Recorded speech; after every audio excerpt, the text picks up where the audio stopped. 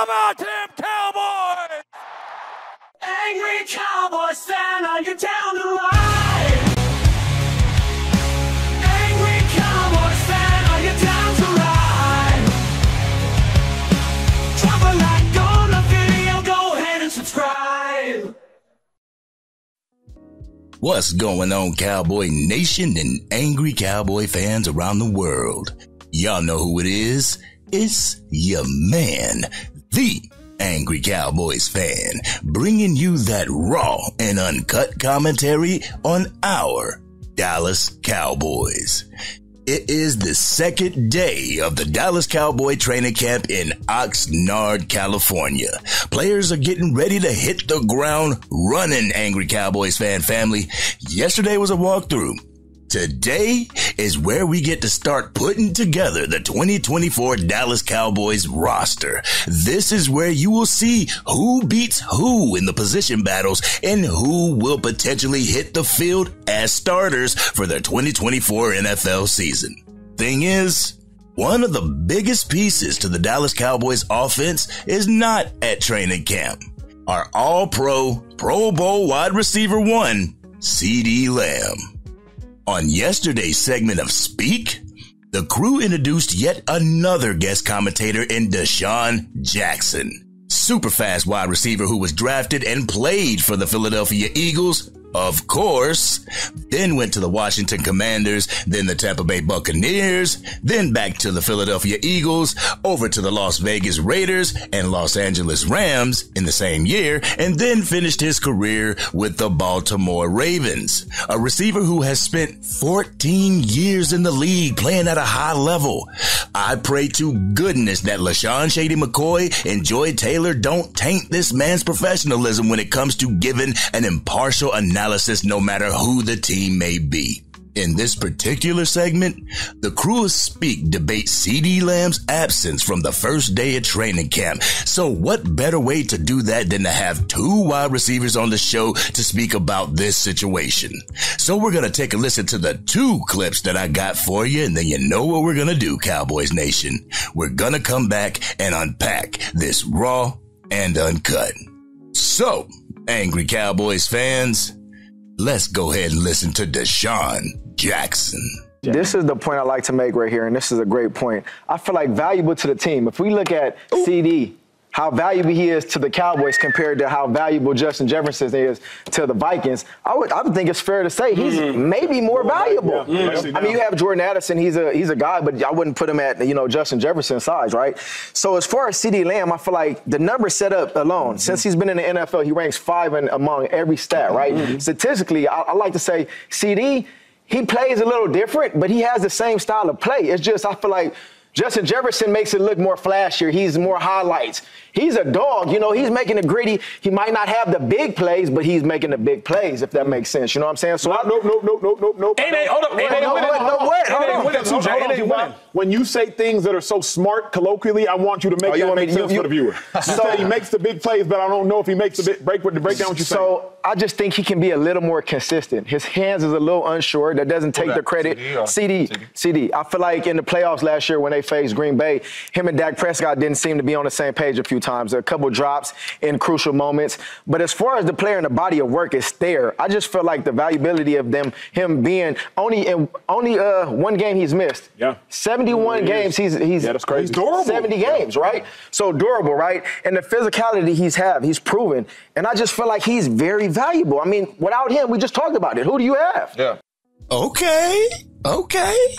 I'm liking the way DeSean Jackson is bringing his takes. One thing that irritates me about Shady McCoy and Joy Taylor is the fact that they can't hide their hatred when it comes to certain players in certain sports. Their hatred is not exclusive to Dak Prescott, though. I've even seen them give Daniel Jones the business, even though that business is warranted.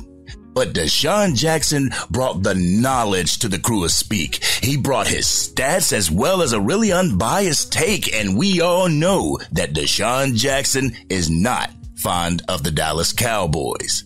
Now going on to the last clip that I got for you.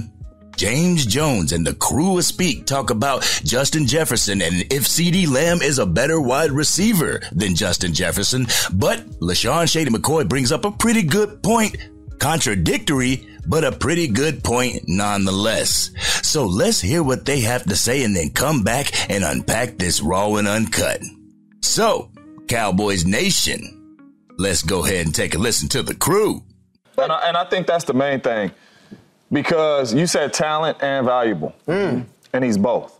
Ooh, Justin Jefferson is both. Yep. You know what I'm saying? So I'm coming up to the table with that. All right. Justin Jefferson may be a little bit better route runner than me. Right. He ain't what I am with this ball in my hands, though. Turn the tape on that. Y'all want to talk about turning the tape on? Turn the tape on that. So it's just, they're so equal and so different at the same time with the way they play the game, but they're so valuable to their team. This is not a Brandon Ayuk situation to where, Cal, you're looking over there, oh, we still got Kittle. We still got Debo. We still got McCaffrey. This is your offense, you and Dak Prescott. That value is there for him, and the talent is there. You got to pay him. It's like, and no disrespect to the Vikings, right? But they drafted a rookie quarterback, and normally when that happens, it's not a good thing. The team is not in a good place, okay? The second thing is like, the Dallas, we are winning. And CeeDee Lamb is a big part of that. And the third thing is, it's funny how we talking about, is he talented enough, or is his value worth it? When we go to these other players and quarterbacks, we don't never talk about that. We don't talk about how good Tua is compared to Patrick Mahomes. We don't talk about how good Trevor Lawrence is compared to Josh Allen or Joe Burrow. We get them boys that money. Jordan Love, we had a conversation 2 days ago. Yo, should he be the highest paid quarterback in the league? He had one good year. I love the kid. I think he's really, really good. But we're not having the same conversation. This is why this only part I hate about the NFL is this part where we put the quarterbacks like in a little box and we put them over here and everybody else has to figure it out. Why are we even talking about if CeeDee Lamb should be the highest paid wide receiver in the league? He got the numbers. He's good enough. He has the value. Pay that man. Okay, Shady. Shady did make a couple of good points, but he also contradicted himself in that segment as well. While comparing Justin Jefferson to CeeDee Lamb, Shady said, and I quote, "It's funny how we're talking about, is he talented enough? Is he worth it? When we talk about players and quarterbacks, we don't ever talk about that. We ain't talking about how good Tua is compared to Patrick Mahomes. We don't talk about how good Trevor Lawrence is compared to Josh Allen or Joe Burrow. We give them boys that money." I beg to differ, Shady. Y'all always are comparing Dak Prescott to the best of the best in every segment that y'all cover him on. But y'all ready for my raw and uncut? Y'all ready? Let's get it. You know, I'm kind of happy that DeSean Jackson didn't come on the set and follow suit when it comes to degrading these players on the Dallas Cowboys. I'm truly thankful that he didn't become an analyst and catch a sudden case of amnesia acting like he doesn't know how contract negotiations work in the NFL. He came to the set prepared with his take, and he came to the set with facts. He made sure he had his stats ready, and I appreciate him for that. But as far as the overarching narrative is concerned, the Dallas Cowboys are here for one reason and one reason only. The Dallas Cowboys have the second best offensive player holding out because our front office loves to build through the draft, but when they develop these dogs from the draft, they don't want to pay them or they pay the wrong person. Cowboys fans remembers the crucial decision in paying Michael Gallup while allowing Amari Cooper to go to Cleveland for a bag of Skittles or a package of Starburst. Cowboys Nation remembers a huge contract they gave Ezekiel Elliott only to have him fall off a cliff producing less. As much as fans think Stephen Jones and the front office has what it takes to build a Super Bowl winning team, it's situations like this that makes me lose confidence in this front office being able to get the deal done so that we can continue to be competitive. Some of Cowboys Nation believes that it's Dak Prescott's fault as to why CeeDee Lamb isn't getting paid yet. Dak has stated that he would like to be the cleanup guy. He would like his contract to become last. He wants to be last to get the bag. Also, the narrative that the Dallas Cowboys can't sign all three of their top players, that is a farce. When you sign CeeDee Lamb, you allow his cap hit to lower. When you sign Dak Prescott, you allow his cap hit to lower. Micah Parsons should be the last of the three to get their bags, as he stated on numerous occasions that he's willing to wait until next year.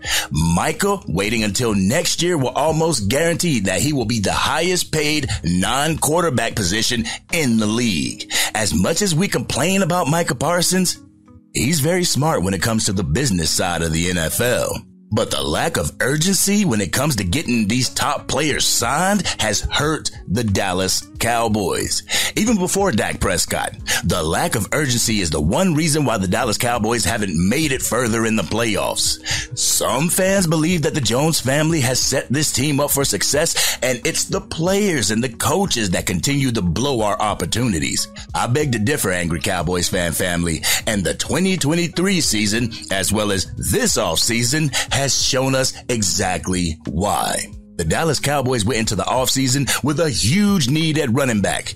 They allowed Tony Pollard to leave and go to the Tennessee Titans without having a proper replacement for him. You would figure the front office would stop at nothing to get a running back in the draft, saying that they love building through the draft. Nope.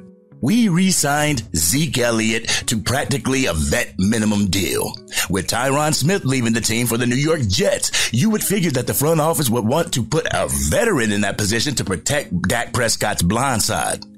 Nope.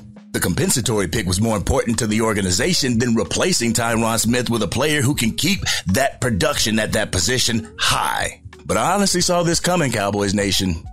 This is why I banged on the table to draft Keon Coleman or Brendan Rice. I was hoping that they would draft a wide receiver in the first or second round, but we all knew that needs of this team would trump any sexy pick that was on the draft board. That pick being Tyler Guyton, an offensive tackle we don't even know is going to be ready for week 1 in the 2024 season when we go up to face the Cleveland Browns. So who is responsible for CeeDee Lamb's conundrum the Dallas Cowboys are faced with now? Jerry and Stephen Jones. CeeDee Lamb came to this team and did nothing but perform. Each year, this young man's production has increased and his talent has shined. He's gotten statistically better during the duration of his rookie deal, and now it's time to pay the man, and nothing. While the team is out in Oxnard, CeeDee Lamb is wherever he is, wondering if the team wants his services. Not only that, but the Dallas Cowboys organization asked for this when CeeDee Lamb became the only threat on the offensive side of the ball. People will say that Brandon Cooks is an offensive weapon, but how many defenses are scared to go up against him last year?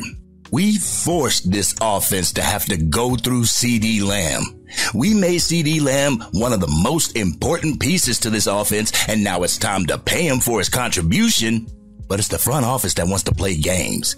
It's a damn shame, Angry Cowboys fan family. But one thing the crew of Speak was right about was the fact that this team needed CeeDee Lamb last year. Every talking head asked the question, if something were to happen to CeeDee Lamb, if he were to sprain an ankle or something, what would the Dallas Cowboys offense do? By not having a comparable wide receiver too, the front office once again placed themselves in a position to have to pay these players an ungodly amount because we have no one else on his level to replace him with. The front office placed themselves in this situation where the players have all the leverage, including Dak Prescott. If Jerry and Steven don't pay CeeDee, what receiver is this offense gonna lean on? What will be our identity on the offensive side of the ball? We can't rely on the run game because we don't have a solid RB1 to carry the offense like an Emmitt Smith. We don't have a wide receiver that can put out the same or better production than CeeDee Lamb. We'll be stuck in the same situation that we were in after we traded Amari Cooper. So, Stephen and Jerry Jones, the leaves have fallen. Justin Jefferson's been paid. A.J. Brown and Devontae Smith have been paid. Amon-Ra St. Brown has been paid. What other leaves are you waiting on, Jerry and Steven? I'll keep it a buck. The Joneses are going to wait too long, and they're going to lose CeeDee Lamb. He's going to request a trade like Brandon Ayuk, and we will be there looking like idiots because we didn't want to pay our top player his due. This has been your man, the Angry Cowboys fan. What did you think about what DeSean Jackson and the crew of Speak had to say about CeeDee Lamb? When do you think Jerry and Stephen Jones will pay CeeDee Lamb if they pay CeeDee Lamb? Let's have an adult conversation in the comments section. If you're digging the content and want to help get it out to even more Dallas Cowboys fans, drop a like on the video and share it with your friends who are Cowboys fans. If you are DC for life and wish that the front office would get its head out of its own ass and pay our guys, hit that subscribe button. Hit the bell so you can get notified whenever I go live, release a video, or a podcast episode. The Angry Cowboys Fan YouTube channel is currently on the road to 10,000 subscribers before the start of the regular season. I need your help in doing so. So please share this content and get the word out to come and join our family to help root on our Dallas Cowboys through the 2024 season and beyond. For those who think it's the players' fault as to why we haven't gotten to an NFC Championship game or a Super Bowl, it's situations like this that contradict your assessment. It's need for players only to have the front office shoot them down. We like our guys, right? Well, pay your damn guys, Steven. Pay them. This has been your man, the Angry Cowboys Fan, and I'm out.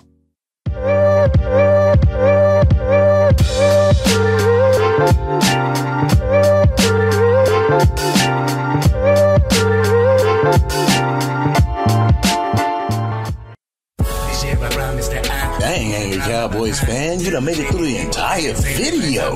But if you want more content, you can definitely go to this video right here. Or if you want the latest episode of the Angry Cowboys Fan podcast, you can go right here. But whatever you do, like, share, and subscribe to the channel, but remain DC for life.